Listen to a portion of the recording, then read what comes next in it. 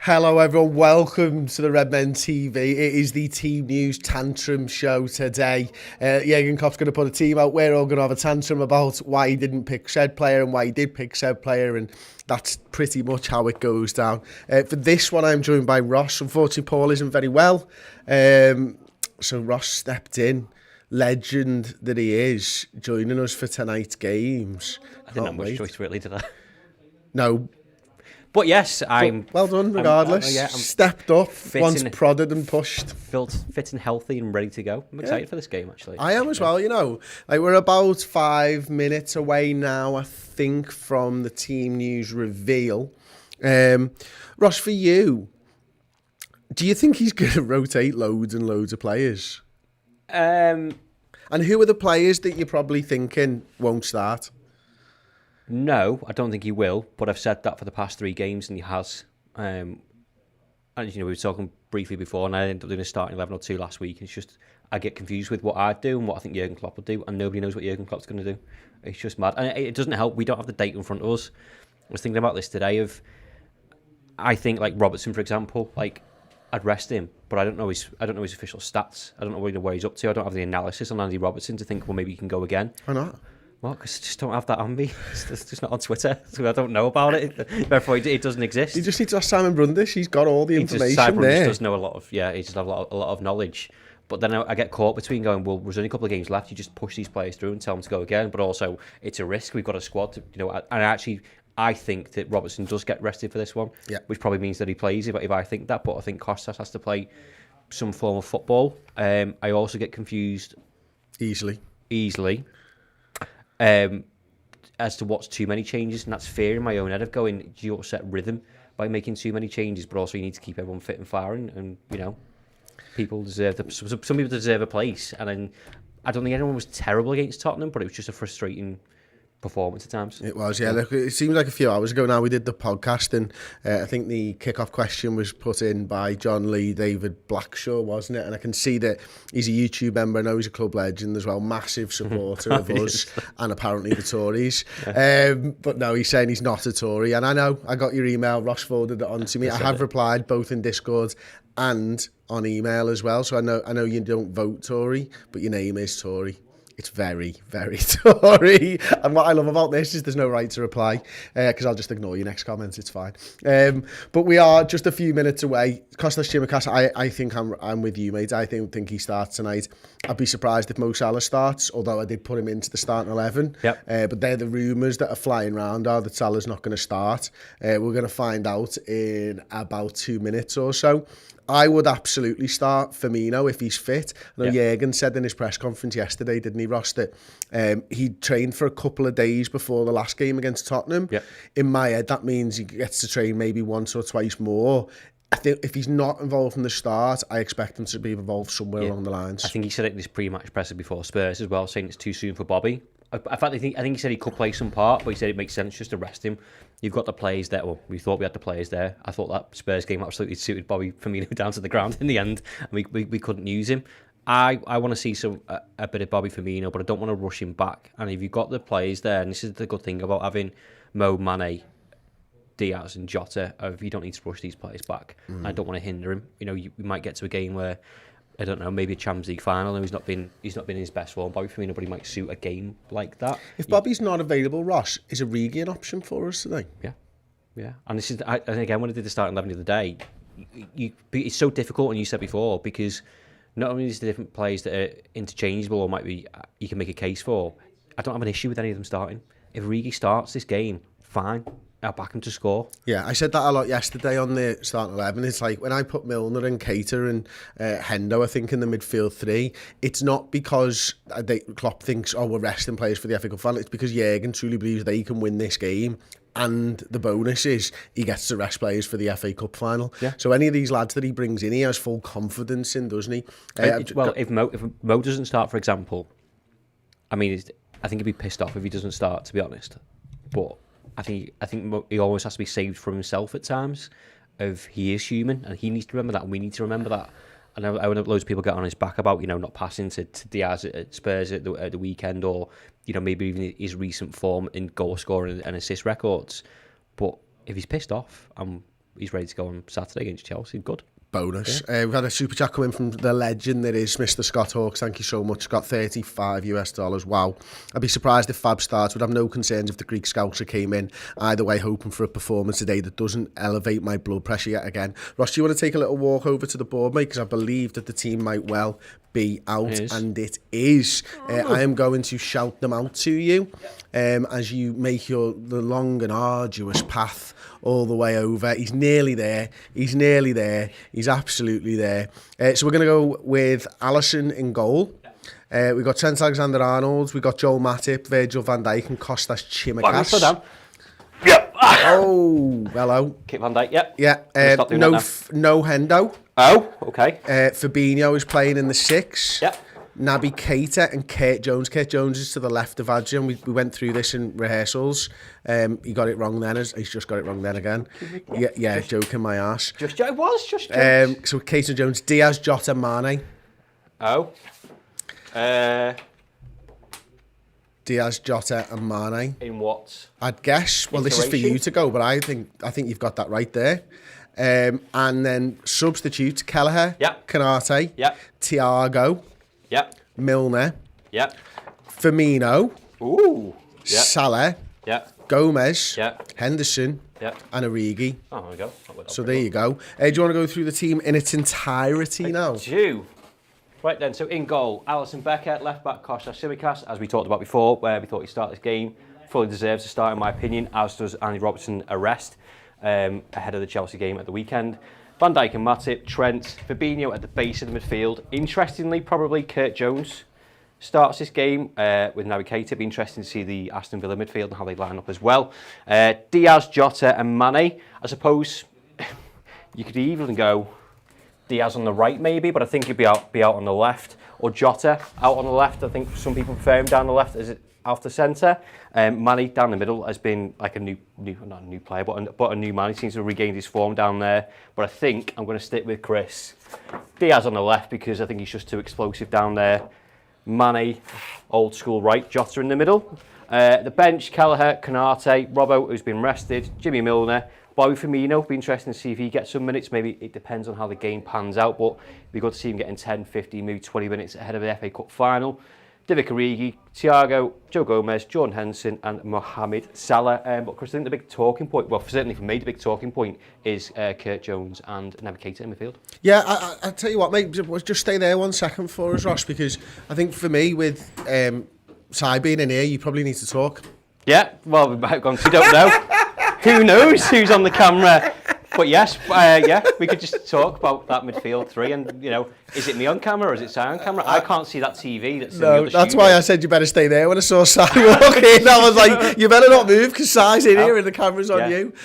Just stay there because are you happy with Kurt Jones being on the left of the 3 there, or do you think maybe Naby Keita could be on the left-hand side? Do you know what, actually, it's a good point. Because I think when we've seen Keita on that left-hand side, it's normally... it has been Sadio Mane on the left-hand side and Robertson, but I think that link-up play at times is him getting it around helping defensively and even inside runs for Sadio Mane. I think that helps him out big time, but maybe he doesn't need to because Diaz is there. I think Diaz can take care of himself. He's got Kostas on the build-up, but I think it might work either way, to be honest. I personally don't have a preference. I don't see any issue with them being either way round. I'm with you, Ross. I can't work out which way round they would be. I mean, I've seen Keita and Mane play tremendously well together. Maybe you keep them together. Kurt Jones and Diaz apparently good mates. They do wheelies down Kirby together. We know that. Feel free to come back, mate. Jones is the talking point here. Yeah. Not really been involved in too many squads recently, yet steps up, and I'm not disappointed with that. I'm surprised that Milner's not involved, if I'm honest, after making an appearance a couple of weeks ago in a big game. But Kurt Jones deserves this, I think, because he sat patiently, I reckon, and he's watched everyone put the minutes in, and right now Jürgen needs him to step up, and let's hope that he can. And I'll make the same argument that I seem to make every time we do a team news show or a starting 11. We wanted squad and we wanted squad depth, and then we can't moan and disagree when it gets used. Now it's on Curtis Jones, if he has been on the sidelines for quite a few weeks, to step up and put a performance in and take the pressure off other players in that midfield. We got to think of the bigger picture. He's doing a good job for Liverpool tonight, but he's also doing a job in the fact that we can rest Jordan Henderson and Thiago in that sense, it's a team game on and off the field. So Thiago can be rested ahead of Chelsea at the weekend because Kurt Jones is going to put in a decent performance tonight, as well as performing on the pitch tonight. Then that's what you want. That's what you want from your squad. That's why we've got them. Absolutely. We'll come back and we're going to talk about the front three players shortly. I just want to quickly go through the Aston Villa team. I did not know that Aston Villa's Twitter handle was AVFC official. It is a proper terrible Twitter handle, that. But their team is Martinez, Cash, Conser, Mings, who captains Digne, McGinn, Nakamba, Douglas Luiz, Coutinho, ex-Liverpool, of course, Ings, ex-Liverpool, of course, and Ollie Watkins as well. So looks like a half-decent Aston Villa side. We know Steven Gerrard's the manager. He could cause us some problems. It's a bit of a talking point, isn't it, Steven Gerrard? But maybe we'll save that for pre-match. Yep. The front three, Diaz, Jota, Sadio Mane.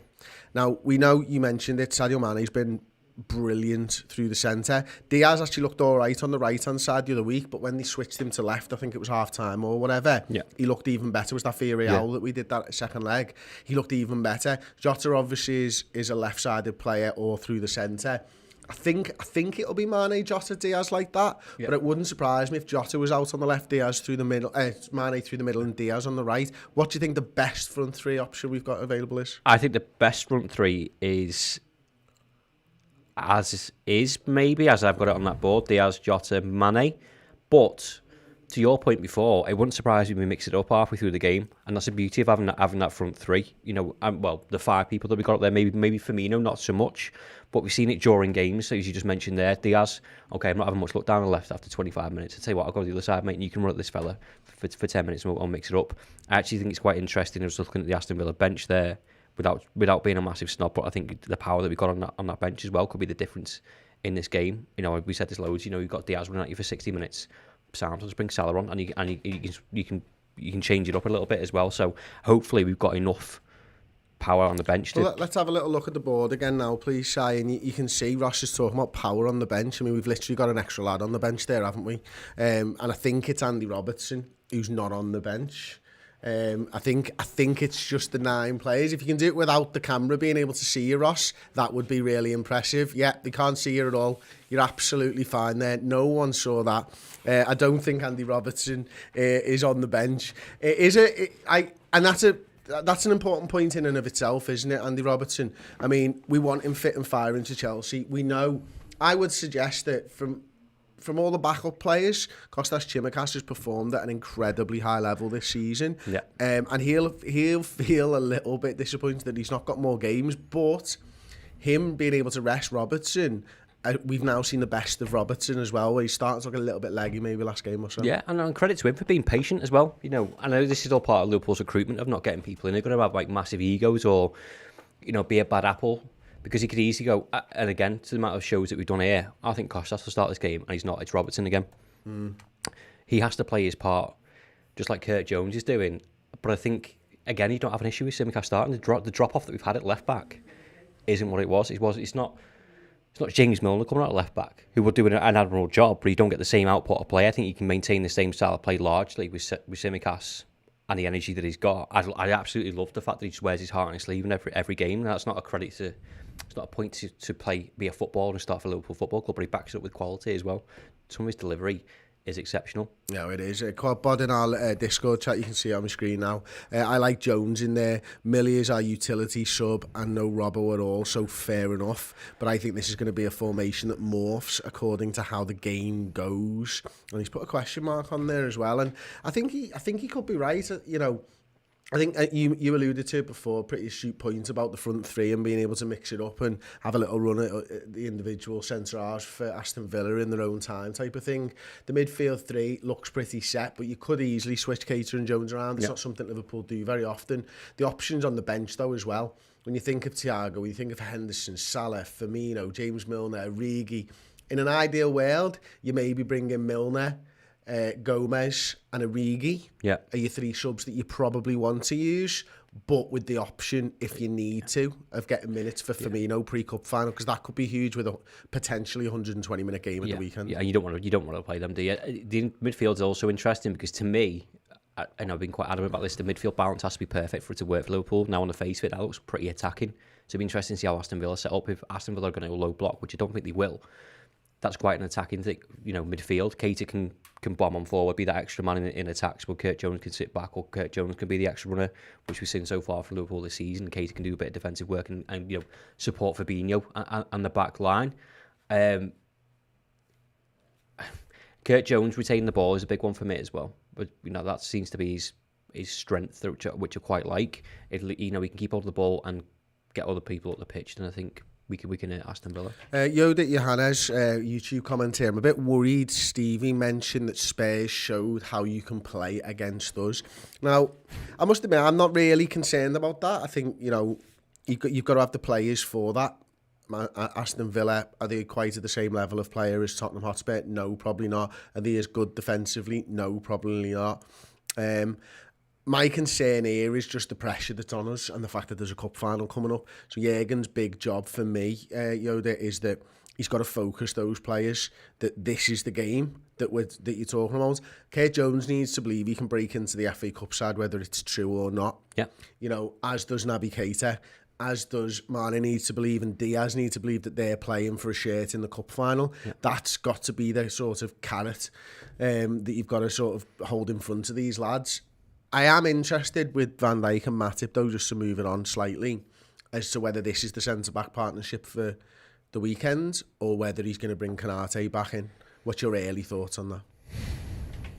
I would think Joel Matip, based on his experience, but also we're playing the high line. They've got the likes of Havertz, Mason Mount, Timo Werner running right, potentially behind that back line. Then you want Konate strengthening his pace. And I think Konate's shown actually, even during big games, particularly Champions League games, where he's turned up, he's been trusted, he's played Manchester United. I think he played earlier on in the season in the 5-0. He's capable of doing it. So again, it sounds a bit of a cop-out answer, but I don't have an issue with who it is. I don't. And I think Joel Matip's been exceptional this season as well, by the way. Yeah, no, I do. I thought if he played Matip in this one, he'd play Matip again against Chelsea and then probably ring the changes for Southampton. 2 days later. I know the games are coming thick and fast at the moment, aren't they? It's interesting, Aston Villa's back line as well, that you kind of touched on there, because Aston Villa have been linked with Joe Gomez since last summer, and Gerrard, from what we're reading, clearly wants him. But why does he want him? Because he obviously doesn't rate Tyrone Mings. Concert actually thinks half decent, but I think they can both be a massive upgrade. But that says to me there's a weakness. Tyrone Mings is prone to a mistake. I think when we played Aston Villa last time, did he give away a penalty on Salah because he was just being a bit clumsy?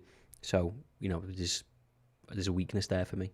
I must admit, I'm excited for this game. I want to put last weekend's result behind us. I want to go into Chelsea at the weekend. I want to go into Chelsea the weekend off the back of a win. Yeah. And putting pressure on Manchester City is another thing. Obviously, I don't think Liverpool are out of this title race by any stretch yet. I mentioned it on the podcast this morning. I don't think they even need to lose. 2 draws will do me. You know what I mean? That's absolutely fine. That's 4 points dropped. Yeah. Do you think a big game for them tomorrow night, of course?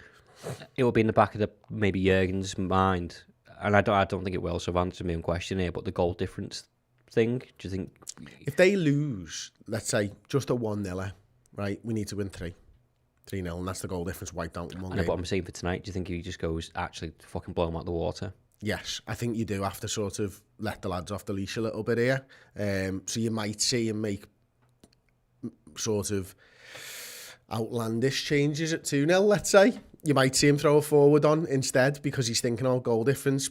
It might be too early for that, but maybe Southampton, you sort of start thinking about that. But it's a big game tomorrow night, of course, as well. We've actually got a live show. Day before the last game of the season, we've released another 30 tickets. They're actually opening up another bar for us, which is why another 30 tickets have been released. So you can get those on Skiddle, can't you? I mean, I'm sure Ross has been tweeting about it. Yeah. What we'll do is we'll talk about this on the watch along as well before the game. We'll throw a link in the comments and stuff when we're ready for it. So you need to go and check that out. And one other thing, Paul was on the BetVictor show on YouTube with Flav George Benson and Adam McCullough today.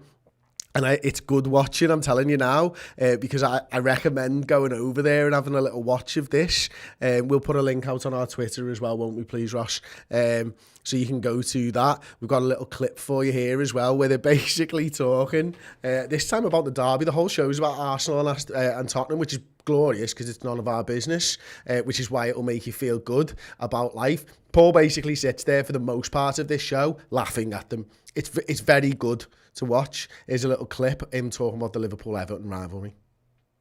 I know what you're saying, and in terms of like level pegging and there being something that they're really fighting for, but in terms of intensity, the Merseyside derby's got it. It's a fantastic game of football, and it's made all the more fantastic by the fact that Liverpool tend to win them all as well, which is great. And there's a new edge to it as well, isn't there? I mean, I know there's a nastiness actually, I think, to the Merseyside derby, which I don't know exists. It does exist in local rivalries. It certainly exists north of the border, and it exists a little bit in the North London one, of course.